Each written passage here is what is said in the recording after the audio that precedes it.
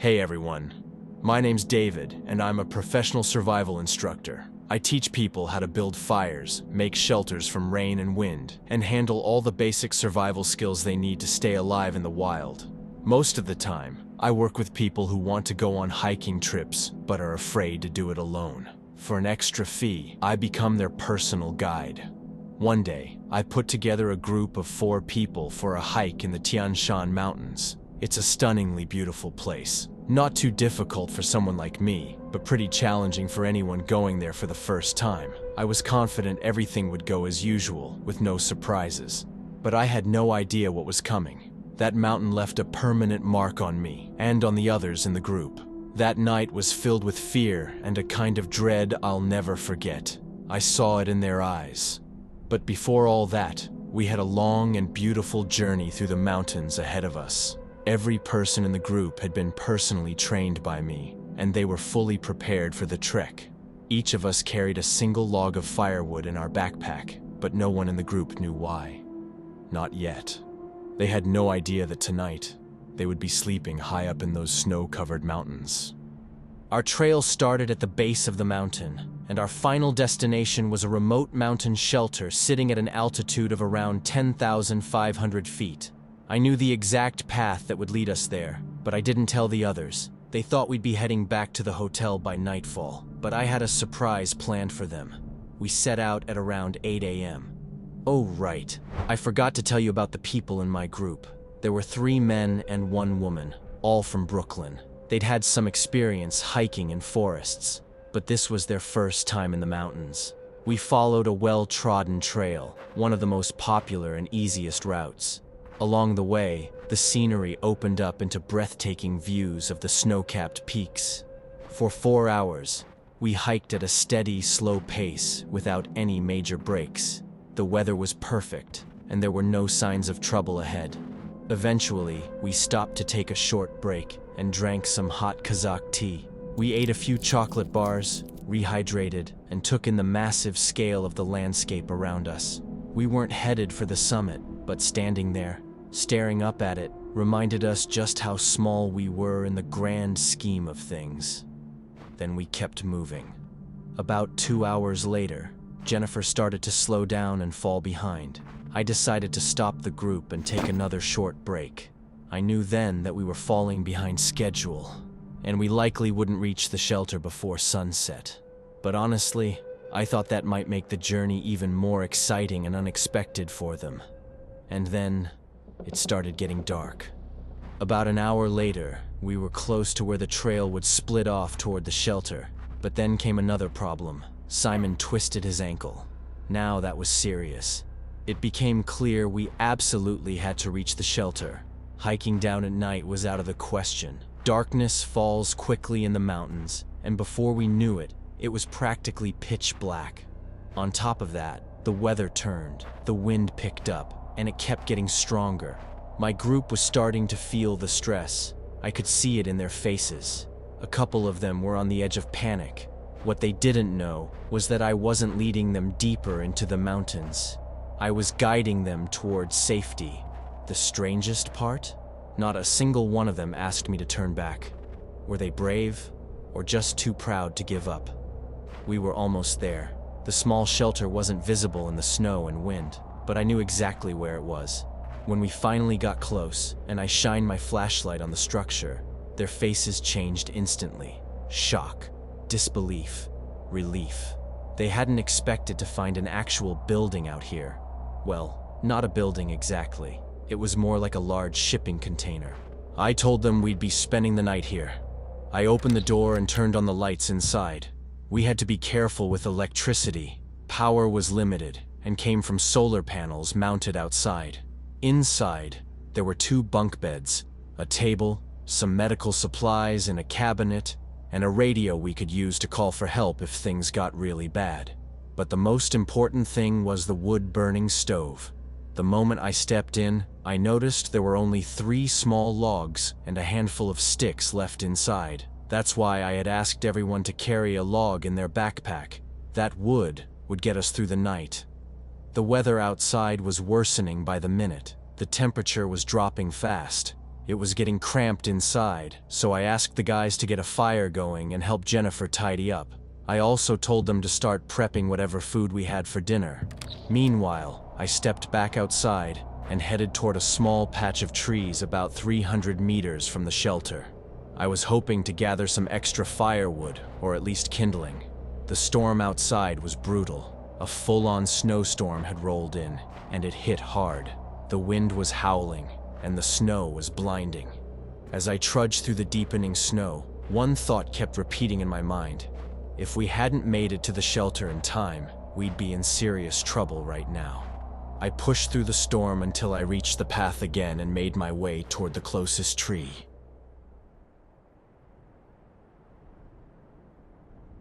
My name is Simon, and I was part of a group that went hiking to one of the most beautiful mountains in the world. We climbed it with a survival instructor named David. By the time we reached the top, we were exhausted, and David led us to a shelter for hikers. It was basically a small rescue capsule, a metal container where we could warm up and spend the night. We needed that shelter badly because I had injured my leg, and the weather outside had turned brutal. A blizzard had hit. Everything felt okay again. All our fear faded the moment David showed us the wood-burning stove. That calmed everyone down. We no longer feared freezing to death out there. But soon, that peaceful shelter would become something very different. David gave each of us a task and left to gather more firewood. I remember thinking, how is he going to find any? On the way here, I had only seen 5 small trees scattered across the slope. I couldn't imagine where he thought he'd find kindling. I unpacked my gear and helped Jennifer tidy up. She was the only woman in our group. Actually, she was pretty cute, and I'd been helping her along the trail the whole way up. While the other guys worked on getting a fire started, Jennifer and I laid out our stuff and began prepping dinner. We pulled out the portable gas burner and started heating up some canned porridge. Jennifer began chopping vegetables while I decided to check the first aid kit. Damn, it was practically empty. Just some iodine and a single bandage. The guys had managed to get the fire going and placed a kettle of water on the stove. Things were going smoothly. Everyone was focused and engaged, and we all kind of enjoyed the vibe. There we were, high up in the mountains at 3,000 meters, inside a tiny metal container. The feeling was indescribable, but 2 things started to bother me. There were only 2 beds, and David still hadn't come back. About 30 minutes had passed since he left. Eventually, we decided to eat without him. Jim even lay down on one of the beds to rest. The howling wind outside was getting worse. It felt like the whole shelter might tip over at any minute, but inside it was warm and cozy. I put on my jacket and decided to step outside for some air and to check if I could spot David. The second I stepped out, the wind almost knocked me off my feet. I could barely see 3 meters ahead. There was no sign of David's flashlight anywhere. A minute later, Jennifer stepped outside and asked if I'd seen him. I told her I didn't even know which direction he went. I told her to wait by the shelter while I walked straight ahead and called out for him. I kept walking in a straight line so I wouldn't lose my sense of direction. After about 10 meters, I could barely see the shelter's light behind me. I pushed forward, shouting David's name into the wind. I think I found the trail again. I shone my flashlight in both directions, but of course, there was no one. Then I remembered. There were no trees on our route this close to the shelter. That meant he must have gone the other way. I turned around and followed that path, calling his name over and over. And then I saw something. Oh my God, it was a hand.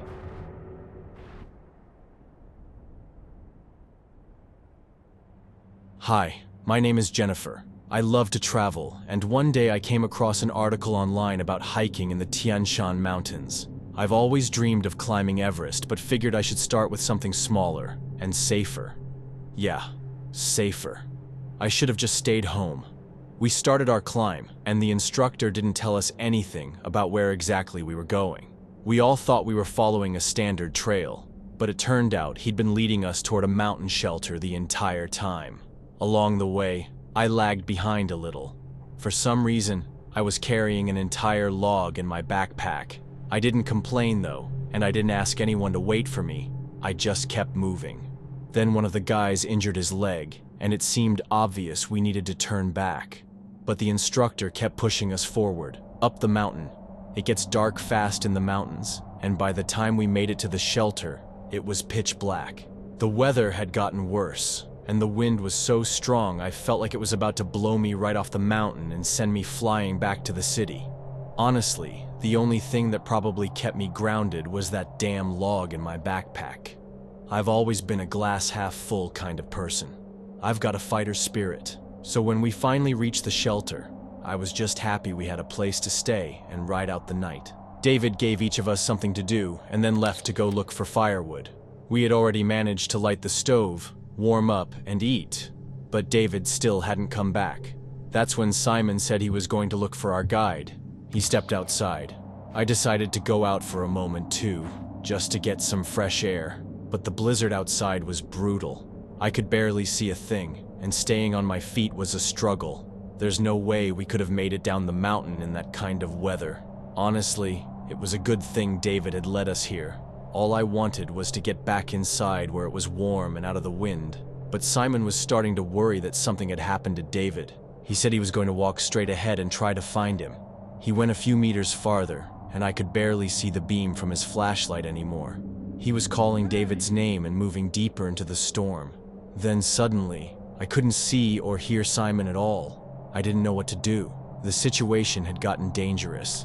I went back inside and told the guys that Simon had gone to look for David, and now they were both missing. They didn't take it as seriously as I hoped. They slowly started putting on their jackets to go after them. They left, and I was alone. I just hoped they'd all come back soon, and that this would turn out to be nothing. I didn't want to waste time, so I started getting the sleeping area ready. There were only 2 beds, so we'd have to sleep in shifts. Suddenly the lights went out. The only thing still glowing was the little fire in the stove. I walked over to the electrical panel and checked the charge indicator. It was dead. Power was completely out. I turned on my flashlight and pulled out my phone. No signal. I had no idea what to do. All I could do was wait. The only sounds were the dry wood crackling in the stove and the howling wind outside. At least I was still warm. But being alone in that shelter made my anxiety spike. My mind kept replaying the same thought over and over. They've been gone too long. What if they never come back? I couldn't just sit there anymore. Panic was setting in. I threw another log in the stove and stepped outside again. I called for them as loud as I could, but with the wind howling like that, I doubt they could hear me. I stood there wondering, should I go after them? If they couldn't make it back, what chance did I have? And the shelter, it wasn't glowing anymore. No lights, no beacon. But then, I saw something, a flashlight, way off in the distance. Relief washed over me. It must be one of them, I thought. But it wasn't. It was a man, and his arms were covered in blood. He was running straight toward me, and I had no idea what to do.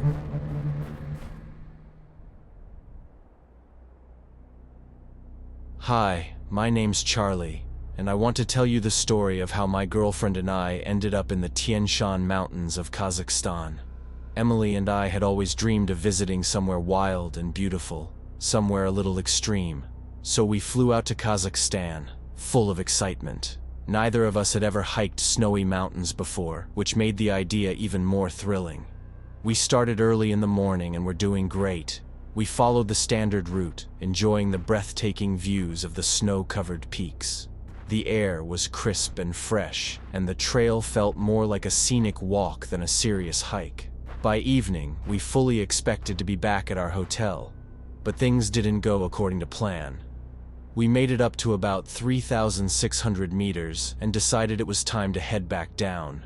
The weather had started to shift and light snow was falling. It was still bright outside.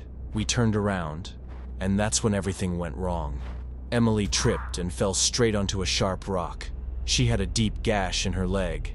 I dropped everything and rushed to help her. She was bleeding badly, and I had nothing in my pack. No first aid kit, no bandages. So I improvised.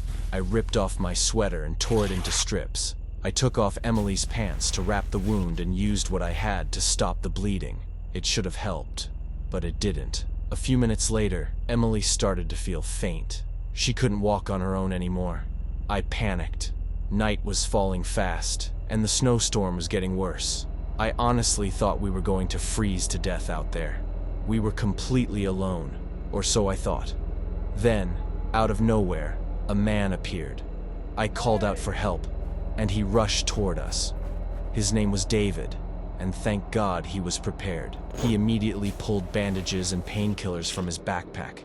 He asked what had happened and told us we were in a really bad spot. At night, wild animals roam the mountains. We couldn't stay out here, but Emily still couldn't walk. We tried to lift her and carry her, but with all the gear she had on, it was nearly impossible. Then I heard something, a low, guttural sound, like a growl. I prayed I was imagining it. While David was digging through his bag for smelling salts to wake Emily up, I kept scanning the darkness.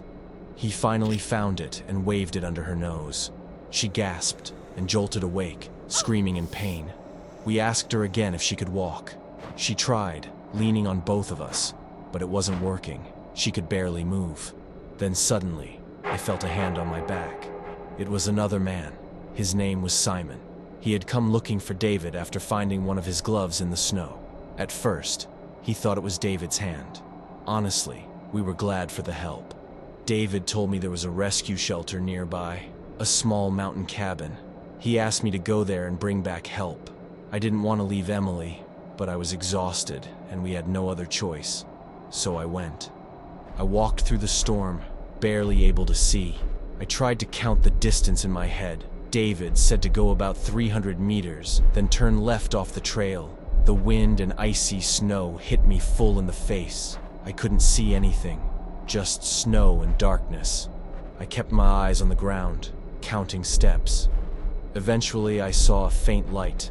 There was a woman standing near it just outside the shelter. I was so relieved. I was frozen to the bone, but when she saw me, she panicked and ran inside. I was covered in blood. She probably thought I'd hurt someone. I quickly explained what happened. She opened the door. It was warm inside. Finally.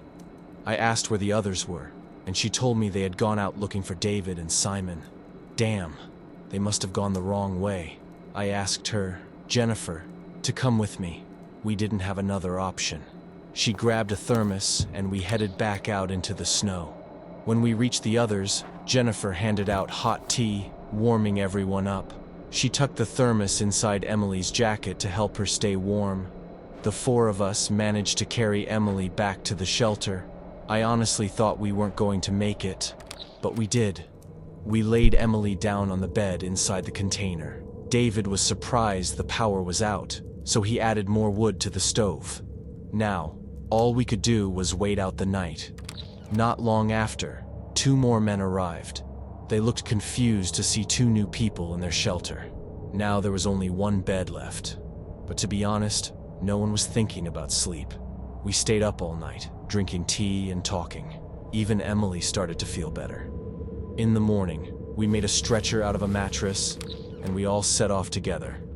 That shelter saved our lives and gave us a few new friends we'll never forget.